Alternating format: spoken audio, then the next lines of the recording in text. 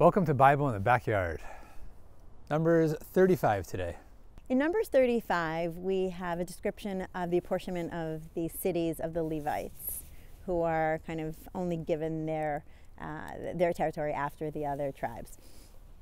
We also have a description of the Arei Miklat, the cities of refuge, to which an accidental murderer can run and seek refuge and protection from the nearest kinsman to the murdered, to the Goel Hadam, who has full right to seek revenge and to kill him. What is your thought on the whole theory of having these places of asylum? Why do they exist? What is the need for them? How do they speak to the general laws of homicide, involuntary manslaughter, and kind of the rubric of revenge in general? Yeah, there's a lot there. I actually just read this great book by Clinton Bailey on Bedouin and the Bible. It's amazing how pervasive revenge is as a facet of life. One tribe against another tribe, one clan against another clan. But I think there's something that the cities of refuge are refuge, like in a pragmatic sense, but they're also atonement, as the Talmud takes it. And I think that's important to realize. The Torah takes very seriously the notion that an act of homicide, even involuntary, has polluted the land, that the land is actually defiled in a real sense.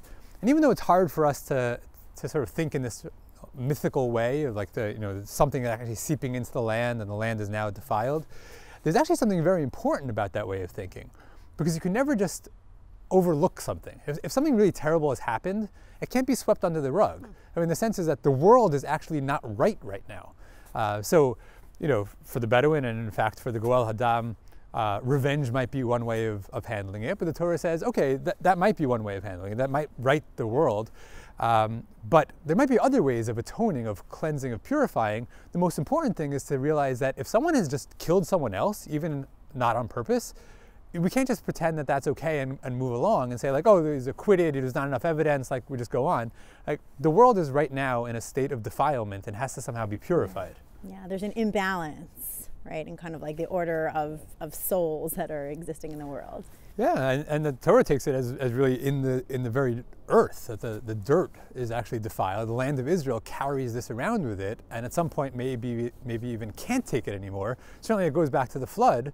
That's what we're told, that the land was full of Hamas and needed to be purified, needed to be cleansed.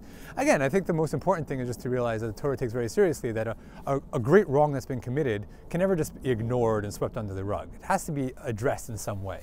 Right, but then there's ultimately an equilibrium, because the person seeking refuge in the Arei Miklat is there only until the high priest, who was alive at the time of the murder, dies. And once he dies, then kind of everybody is set free, and that speaks to also the balance, the equality, the shifting in kind of lives taken and lives lost. And so once that happens, we kind of have a homeostasis, kind of normalizing effect and balance of people. That makes sense.